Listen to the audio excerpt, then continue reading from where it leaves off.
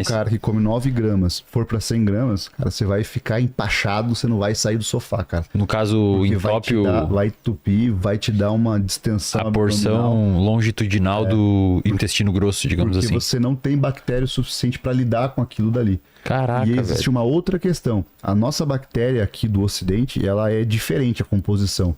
Nós temos bactérias que participam do processo de fermentação, de metabolismo de produtos ultraprocessados, por exemplo, que prejudica a ação do intestino. O deles não, cara. O deles, a quantidade de bactérias bem, entre aspas, maléficas ou patogênicas é bem menor. E essas bactérias, elas ainda existem neles porque elas metabolizam a carne vermelha principalmente, mas eles não consomem muita carne. Eles consomem mais plantas, nozes, o que eles acham no chão realmente, aquilo que exige menos esforço. Carne para eles é tipo um machado, uma coisa mais incrível assim de se conseguir. Então por isso que eles precisam dessa quantidade de bactérias para essa metabolização, mas que em excesso essas mesmas bactérias elas acabam diminuindo a espessura do muco do intestino, que facilita a entrada de patogênio. E aí você pode ter mais infecções, não só infecção de intoxicação alimentar, mas uma inflamação subclínica, que é aquela inflamaçãozinha que você não percebe, que de repente está com brain fog. Não sei se você já ouviu falar dessa expressão. Brain fog é uma confusão mental que você não consegue raciocinar direito. Você tá bem, você lê um texto. Meio que uma ressaca, assim, você não consegue entender o que está escrito ali, sabe? Parece que não funciona muito bem. Muitas das vezes as causas podem ser dessa alimentação ultraprocessada em excesso. E se botar um cara desses aí no McDonald's, num dia de promoção, assim, e atuchar nele uns 4 Big Mac com 2 litros de coca com açúcar? Cara, muito provavelmente ele vai ter dor de barriga, né? Muito provavelmente ele vai ter uma desinteria, uma dor de barriga ali. Mas no caso dele, no cenário dele, falando de via energética, não seria um problema dele comer McDonald's e coca. Por causa do Porque ele gasto. tem imagina que é uma caldeira pegando fogo ao metabolismo desse cara. É bem diferente de, por exemplo, de alguém sedentário, que é como se fosse um isqueiro ligado aqui. Entendi. Entendeu? Então você coloca um isqueiro, coloca um McDonald's no isqueiro e coloca um McDonald's numa lareira. Entendi. A diferença é essa, mais ou menos. Então por isso que você comia o açaí, por isso que tem o Daniel Oliveira, Ultra Endurance, que é do ultramaratonista. Cara, o cara tá correndo, tá tomando coca, tá comendo bolacha recheada, chocolate, cerveja. Tudo isso durante o período. Uma cerveja, ele falou que é pra dar uma relaxada só. Mas pra suportar a distância. O cara é extremamente magro, se você vê o perfil de saúde dele, é aceitável. Não quer dizer que ele é mais saudável que nós. Por que é aceitável? Porque num nível assim de performance, o que nós trabalhamos é reduzir danos. Todo atleta de alta performance, nutrição, médico trabalha em redução de danos. Não tem como ser atleta de alta performance sendo 100%. Tá, mas aí, cara, diz o que é alta performance. Porque teve uma outra vez que eu vim aqui, eu não sei quem que era com o Jean, eu acho que eu tava aqui, um cara mandou uma pergunta. Pô, mas eu vi que teu treinador lá, o Guto, corre 30 km nos longão e tal, isso daí não é...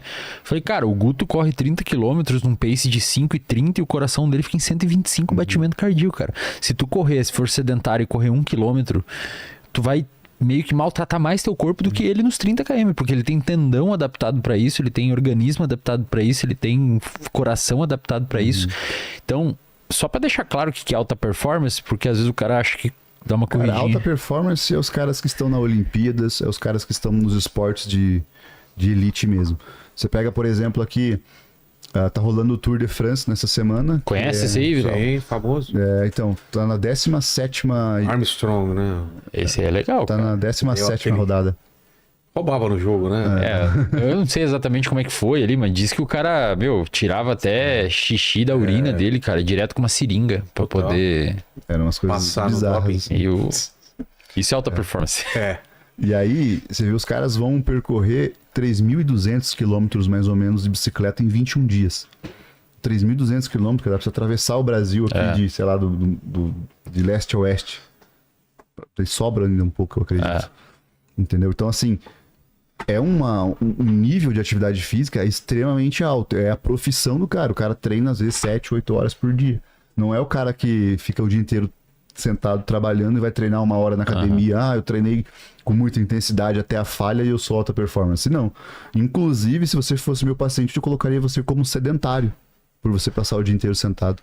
Eu Aí, só ó. adicionaria um pouquinho mais. Mas, cara, isso aqui vai dar um monte de corte, o pessoal dos cortes aí, ó, um monte de corte polêmico, porque isso aqui é tudo assunto meio polêmico na área de educação física e nutrição, cara. Tipo, meio que você pode, dependendo do seu nível de atividade física diária, digamos que você pode... A primeira vez que eu vi isso, eu fiquei meio chocado. Você meio que pode ser sedentário mesmo indo à academia. Nossa.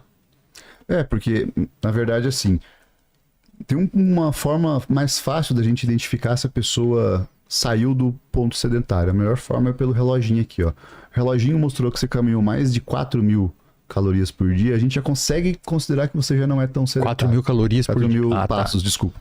4.000 passos por dia, a gente já consegue considerar que você não é sedentário. Porque o gasto energético do treino que você faz, ele não é alto. Você vai gastar 200 calorias, 250 calorias, estourando 300 calorias quando for um treino muito pesado. Isso para musculação, crossfit e tal. Então, o gasto calórico daqueles 4.000 passos, dos 10.000 passos que você vai fazer por dia, acaba sendo maior do que o gasto calórico do treino. Que tem função diferente. A função do treinamento não deve ser gastar calorias. A função do treinamento é sinalização anabólica para o seu corpo, para desenvolvimento de massa muscular, para que essa massa muscular produza citocinas anti-inflamatórias que correm no seu sangue e promova a sua saúde. Esse é o objetivo, que fortaleça os seus ossos, que evite que você chegue lá aos seus 70 anos e caia e quebre a bacia, né? Quebre o fêmur. Então, esse é o objetivo do treino. Mas o cara vai lá, vai fazer um cálculo. Tem muitas calculadoras online que calculam calorias, não sei se você já viu por aí. Você coloca seus dados, altura, peso, idade, não sei o quê, e ele coloca lá um valor. Só que grande parte dessas calorias foram desenvolvidas na década de 90, cara, início de 90, 80. A característica daquela galera era completamente diferente do que é hoje. Aquela galera abria o carro aqui, ó, com a manivela. Né? Mudava a televisão, ia até a televisão. Exatamente. Não tinha aplicativo para comida em casa. Não tinha. Tinha que ir na pizzaria. Não, o cara até entregava, né? No começo Ou não, tinha que ir na pizzaria. No começo tinha que ir na pizzaria. Eu já peguei a parte que entregava, o motoqueiro entregava. Então o gasto calórico com as atividades não relacionadas ao exercício era muito maior. Não tinha elevador em todos os prédios, O cara tinha que até alugar o DVD, né, meu? Ir no bagulho pegar o DVD, né? Então, cara, é absurdo. Hoje é tudo em casa, cara. Então o teu gasto calórico com essas coisinhas acabou. Então nós temos que refazer esses cálculos. Eles não estão mais certos. E a gente tem que corrigir, e corrige para menos. Então um cara que antes, naquela década, era 2.400 calorias, por exemplo, a gente vai baixar para 2.000, 1.900. Ou você melhora a tua rotina aumentando o teu gasto calórico e a tua atividade, ou então você vai ter que reduzir as calorias que você come. Só que, Vilela, nunca é interessante se reduzir demais as calorias. É sempre mais interessante aumentar o nível de atividade. Mas é muito difícil, cara. É muito difícil, cara, no dia de hoje. Tipo, a gente demorou 1 hora pra vir aqui, pertinho. Como é que o cara vai conseguir aumentar? É complicado, né, velho? É complicado, mas sem ser exercício, é andar mais, é subir escada. Então, a gente vive hoje numa bolha, né? A bolha do fitness, da musculação. E essa bolha, ela arrasta para todos os podcasts, porque a galera participa, então acaba sendo todo mundo contaminado. Mas se você pega o último censo do IBGE, menos de 5% das pessoas estão matriculadas em academias no Brasil. Isso é muito pouco. Muito pouco. E se você vê lá, quem falou que faz alguma atividade física, que treina alguma coisa, é de 39% a 40% das pessoas do Brasil. Então, mais ou menos. Só que assim, pela pesquisa é muito vago.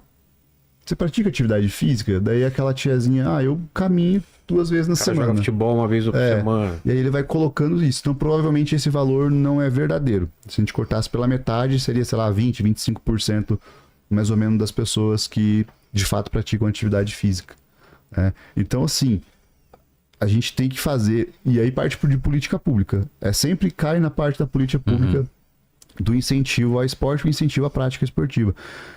E nesse meio fitness, musculação e tudo mais, até crossfit acaba entrando tudo dentro disso, acaba criando um viés muito viciado de como devem ser as coisas. Ah, deve ser assim, você deve contar a caloria, você deve fazer dessa forma. Só que essa é uma realidade de uma pequena parcela da população que está recebendo, que para eles podem servir, mas quem está recebendo essas informações não são essas pessoas. Hoje, por exemplo, eu sou um cara que tem um direcionamento mais para a área esportiva, mas a minha situação atual, profissional, eu não me enquadro como um cara sendo atendido por um profissional focado em nutrição esportiva, tá? Por mais que a nutrição esportiva tenha as suas nuances que dê pra gente utilizar dentro de um contexto, meu objetivo não é melhorar a performance, meu objetivo não é emagrecer, meu objetivo é simplesmente manter do jeito que eu tô. Então eu não preciso ficar fazendo estratégias absurdas. Da mesma forma o Wesley, a gente veio fazendo todo um acompanhamento até a prova dele de triatlon. Depois disso, a rotina dele mudou completamente. Ele começou a se dedicar mais à parte de profissional também. Só que o Wesley aprendeu como é que funciona. Ele fez o acompanhamento, ele aprendeu, ele sabe as quantidades. Por mais que às vezes não esteja pesando, ele passou pelo processo de aprendizado, ele consegue seguir sozinho agora. Automatiza muita coisa. Só que na nutrição a gente entra nesse processo político de discussão do que funciona e do que não funciona. E aquela pessoa que só quer ficar de boa, quer perder um pouquinho de barriga, fica completamente confusa com o que está acontecendo. Chegando aqui em Guarulhos, cara, fui no banheiro, abrindo o banheiro, fui trocar a roupa assim. Aí tava escrito no banheiro, né? Escrito de caneta assim: Bolsonaro não sei o que, e Lula xingando Bolsonaro e xingando Lula. E embaixo, cara, tava escrito: não coma McDonald's. E aí, cara, com outra pessoa escreveu teu cu. Entendeu? Então, assim, é uma politização, cara. Os caras estão brigando. Esse foi bem didático. Porta do banheiro. Você acompanha o rolê da nutrição, cara? Você acompanha, tipo, os influencers, os nutricionistas famosos? Cara, é tudo de uma treta, cara. Acho que é uma das áreas que mais dá treta, velho. É uma das áreas em que termos de... tem um lance terrorista, às vezes. Aí manteiga pode, manteiga não pode, margarina é pior que manteiga, e o ovo pode, não pode, aí Coca Zero dá câncer, é todo, cara, todo. É mas bizarro. Qual que é o contexto, né? Mais uma vez, da Jujubinha aqui. O Weslão, eu falava pra ele, cara, se você for andar de bike, leva umas jujuba pra você ir comendo ao longo do percurso. Eu comi jujubinha. Pra ter carboidrato ali. Só que eu vou falar pra um cara, às vezes, que tá treinando bike, só que é diabético, comer a mesma coisa, eu vou ter que avaliar muito bem como é que tá essa glicemia dele pra ver se vai funcionar pra ele. Então eu não posso bater o martelo, cara, e falar isso aqui que vai funcionar pra você. Porque não vai funcionar. Não é assim. E aí o que nós percebemos de movimento é o seguinte, que é o movimento terrorista que a gente fala. O cara fez 10 dietas. Aí ele fez uma e funcionou. E aí ele vai, não, cara, vocês têm que parar de fazer essas dietas que não funcionam, porque eu fiz essa e essa funcionou. Só que milhões de outras pessoas fizeram a mesma dieta que tá funcionando pra ele e não funciona pra eles. Só que as outras que aquele sujeito falhou, muitas pessoas conseguiram fazer e se deram bem. Entende? Então é muito mais sobre o ser humano do que sobre simplesmente um direcionamento padrão de alimentação. Imagina eu como nutricionista indo para o Cazaquistão atender. Eu entendo os dados, a bioquímica nutricional, só que eu vou ter que entender sobre, primeiro, qual que é a cultura alimentar do cara e como que é a cultura dessas, qual que é a relação dessas pessoas com a comida e qual que é o objetivo dele. A gente tem que separar a pessoa de dados. Então, primeiro, você analisa os dados que a pessoa tem. A pessoa tem alguma doença, ou a pessoa só quer ser mais fitness, ou tudo mais.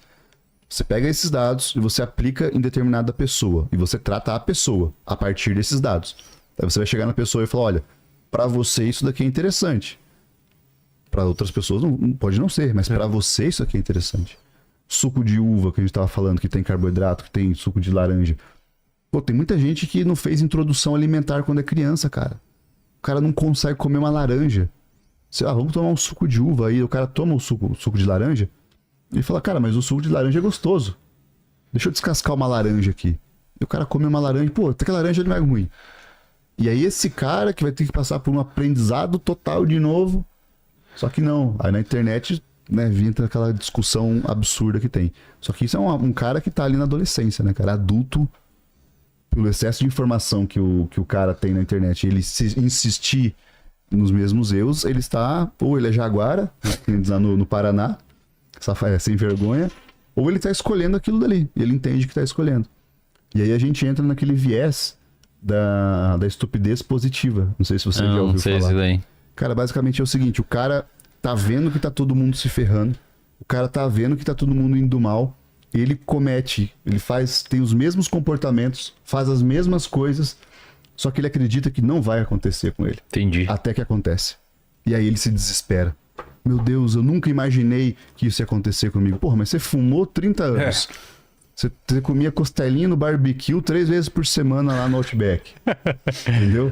Como que você não esperava que isso ia acontecer? Outback patrocina nós aí, hein, Outback. Por Se favor. as chances de acontecer estavam altas. Porque a maioria das pessoas acham que não vai acontecer. Aí sempre vem aquele malucão que fala, não, mas a Meu minha avô, tia tá com 96 anos e... Cara, é que o brasileiro, velho, ele tem muita dificuldade de entender, primeiro, dados em média. Eles excluem a palavra em média, eles não computam isso. Fala, em média, a população... Fala bem, em média, a população brasileira consome 20% das calorias diárias em alimento ultraprocessado. Aí vai lá o cara, não, mas o meu pai não come ultraprocessado. Cara, não é possível, velho. mas é assim. E outra probabilidade, cara. Fala, fumar cigarro aumenta a probabilidade de câncer de pulmão em tantas vezes. Não, mas meu avô... Pô, mas probabilidade, cara. O teu avô é um que uma compõe a exceção, estatística.